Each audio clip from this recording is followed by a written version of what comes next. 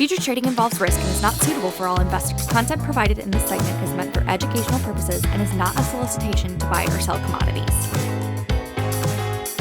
Hi, it's Steve and Joe from Fresh Agenda, Everag's Global Insights team, and we're back this week with a few more market updates, just leading into this very interesting GDT event number 363, and of course, Chat of the Week. Some market changes, Joe, before we get into the event. Yeah.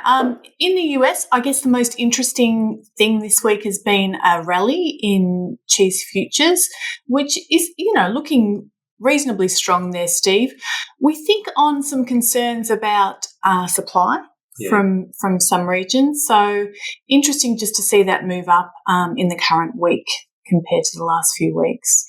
Yeah, we'll talk about some of the other influences on US cheese prices as we go further. Sure. Look, the big move for me was the drop in the butter market in the EU. So it's on the EX, not a high volume exchange, as we know, but some fairly large, lumpy changes or reductions out there in Q1, over 500 euros a tonne in some of those contracts. So it's just a little correction, really just retraced back 2 weeks, very close to that result. Interesting to see where this goes next. Yeah, very interesting after all the heat in the market in the last month or so, Steve. The only way seems to be up. So it's an interesting little indicator. It is. And the squeeze on liquids because of the production challenges right now and the rapid rise in infections of blue tongue, something we've been watching week to week, I'd say, from here, just to see what that indicates. But, with strong incentives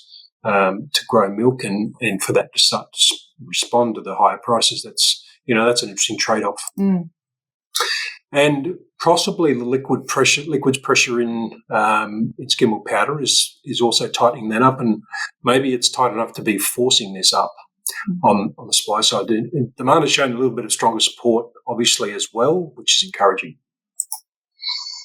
Yeah, and we'll really get into that in the GDT discussion, Steve.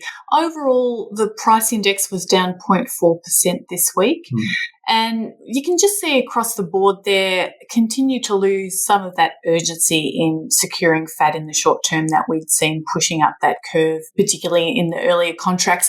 That's pretty much gone away now. Cheddar's stayed well below some of the EU and US comparatives. We'll have a look at that a little bit later. But interesting to note that there has been a bit of a jump in the volume of milk powders sold. So skim milk powder volumes up about 15% compared to the previous event, 362, and whole milk powder up 6%. So given that, Steve, it's really a pretty positive result, isn't it? Yeah, pretty strong for skim milk powder. And demand. Yeah. Well, as you say, Steve, skim milk powder really the standout here. You can see the comparison of this event's demand with the average for the last 4 years in the orange there. And skim milk powder a fair bit stronger than those comparatives. The others are less strong this time round. So when you look at the individual price movements, whole milk powder has stepped back a bit. While, good involvement from China and Southeast Asia, and we'll see that shortly, Middle East also stayed in. Just not enough coming to the market, just not enough demand coming through. So instead of it being a, must-buy event, this has come back to stocking up, covering positions. A bit stronger in those early events, Steve, or those early contracts. That's right. And the shape of that curve is noted. We've got a weaker expectation. When we look at skim milk powder, pretty healthy gains here. Another encouraging jump, way under where futures expected this to go. Both whole milk and skim were the case there. But and when we look across at fats, pretty stable. We did see some individual contract period moves, but in AMF, we've lost some of that short-term urgency, as you said, but flattening out there and not a lot of change from the previous event. So that EU situation is certainly helping here. This, continuous demand, and AMF sells well across the global regions in GDT. So it is getting, sustained support because of the limitations on EU supply, and that's got to be helping this market. Sure. And we still have that pretty strong premium, Steve, for the synthetic value of whole milk powder compared to the actual price of whole milk powder. So whole milk powder, again, still a bit of a discount to where the protein and fat values embodied in skim and butter are at the moment, just with that very strong butter price and a bit of a recovery in skim. Yeah, that widened that gap this time. Yeah. Out to one of the wider we've seen. Yes. And so just looking at some of the regional demand results for this event, Steve, for China, it's the best August in 4 years in terms of their skim milk powder demand. So you can just see in that dark blue line very much an upward curve in terms of demand for skim milk powder over the last few events. And in terms of this event, whole milk powder sales to China are well ahead of last year for this comparative event. Demand wasn't quite as strong, but over the last 4 events, Steve, we've seen tonnage to China up about 26%. But sales to China for the year to date, so for that entire period to this current event, is down about 26%. But what's interesting is overall the whole milk powder volumes that have been offered are down 12%. So when we talk about some of this demand, Steve, it is in the context of how much product is actually being offered on the platform, which is in turn a function of how much New Zealand produces of each commodity and how much they want to actually deploy on this platform. So just some interesting different trends in terms of China's demand there. And in terms of skim, Southeast Asian skim sales are holding up. Again, that dark blue line just a little bit above the previous couple of years, 2022 being a particularly strong one.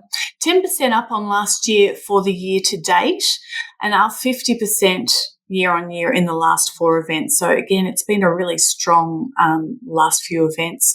Year-to-date volumes sold, again, are down about 18%. So again, less available, but some of these regions are taking up what's there. And in the case of skim, we've got to remember that the Pulse event took some volumes away from this auction. So that's a factor here. Not to forget as well. So looking at where this leaves us, spot values. So this huge gulf in butterfat values remains. New Zealand a little cheaper on cheese, given the rises in other markets. And, of course, whole milk powder in Europe's dragged up by the fat and protein values, well above the world market.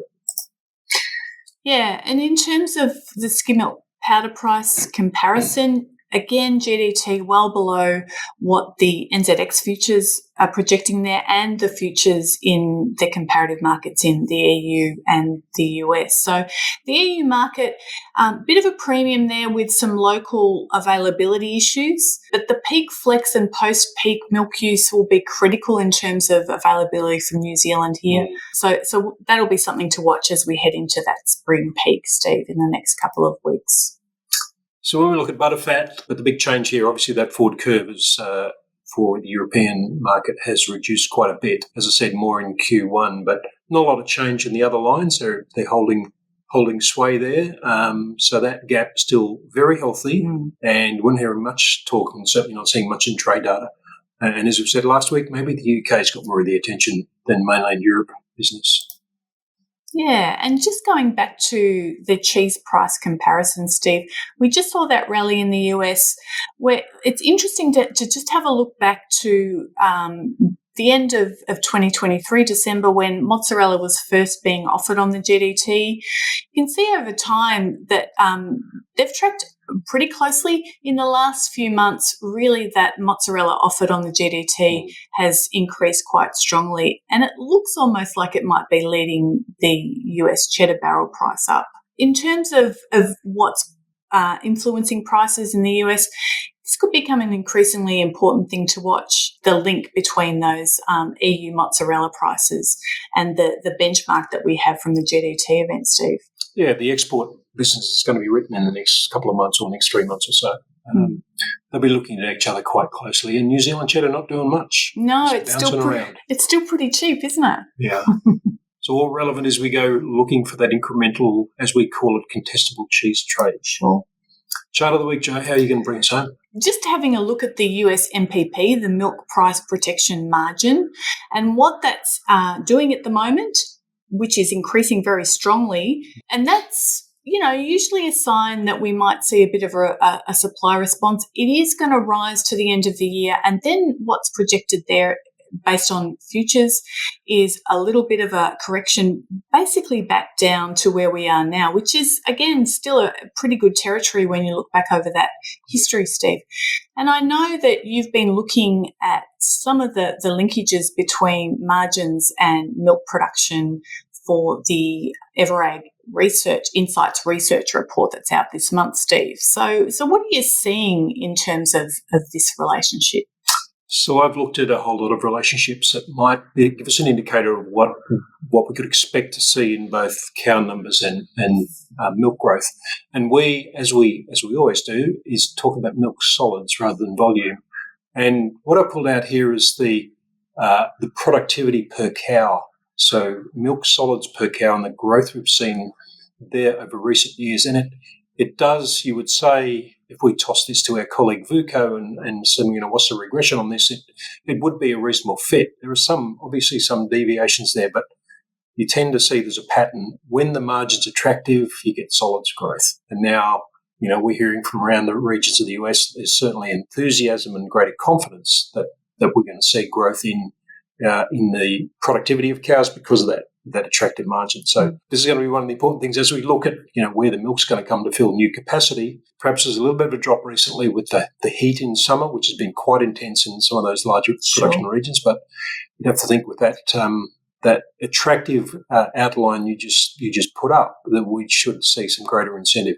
We've got to remember, of course, this is the US average in those orange bars. Growth in solids in the central regions is about 1% better than this. Sure. So it looks like the milk will be there for those new plants. Yeah, yes, that's our call.